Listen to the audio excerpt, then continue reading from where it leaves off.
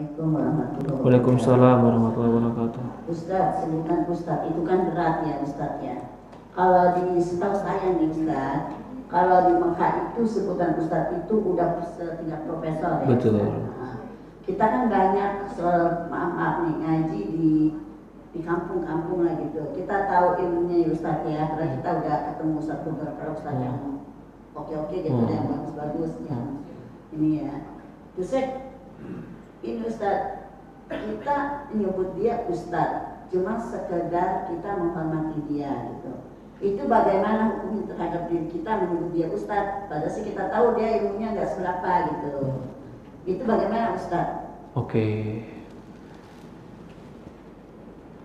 Sekedar untuk Betul. Kalau kita menyebutkan dia Ustaz bukan dalam rangka merekomendasikan, hanya mengikuti keadaan kebanyakan orang di situ, penghormatan, itu insya Allah nggak masalah. Tapi kalau kita merekomendasikan, dia bukan ustadz yang benar sebenarnya, tapi kita bilang dia ustadz begini begitu, rekomendasikan, ini kesalahan, merekomendasikan kepada sesuatu yang kurang tepat.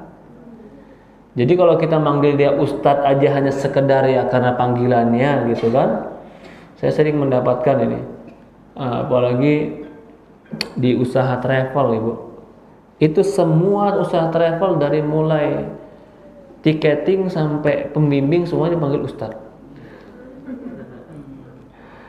Ya boleh saja hanya sekedar mengucapkan, tapi untuk kita tanya ilmu, kita merekomendasikan orang belajar ke dia, itu jangan kecuali orang-orang yang betul-betul mempunyai ilmu agama. Maka contoh ya, Syekh Mukbil mengatakan, salah satu ini standar ustadznya dari Syekh Mukbil, orang yang tidak bisa bahasa Arab tidak ustadz. Ya gimana dia mau terjemahin Quran, dia nggak paham bahasa Arab. Gimana dia mau terjemahin hadis? Walaupun yang bisa bahasa Arab bukan berarti dia ustadz hebat. Itu baru pintu awal jadi ustadz. Baru pintu awal jadi ustadz.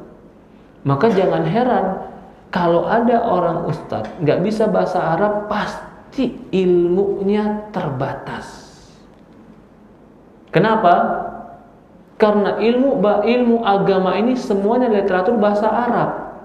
Kalau dia cuman belajar dari terjemahan, berapa banyak buku terjemahan? Sangat sedikit. Sangat sedikit buku terjemahan. Buku-buku Arab Islam yang diterjemahkan ke bahasa Indonesia mungkin hanya sekitar 10%.